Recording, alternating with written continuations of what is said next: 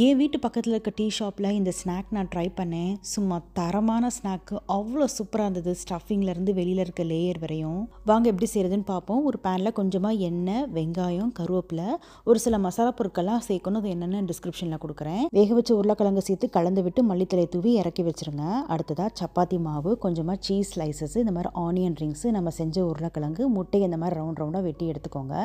இப்போ சப்பாத்தி மாவை நல்லா பெருசாக தேய்ச்சி எடுத்துக்கோங்க, நான் வீடியோவில் காட்டுற மாதிரி. அதுக்கு மேலாப்பில் ஆனியன் ரிங்ஸ், அதுக்குள்ளே பொட்டேட்டோ மசாலா, அதுக்கு மேலே சீஸு, அதுக்கப்புறம் நம்ம வெட்டி வச்ச அந்த முட்டை, அதெல்லாம் மேலே அரேஞ்ச் பண்ணி ஆனியன் ரிங்ஸ் கடையில் தண்ணி தடவி விட்டுக்கோங்க. அதுக்கு மேலாப்பில் இன்னொரு சப்பாத்தி இது மாதிரி போட்டு கவர் பண்ணி இந்த மாதிரி ரவுண்ட் ரவுண்டாக வெட்டி எடுத்துக்கோங்க.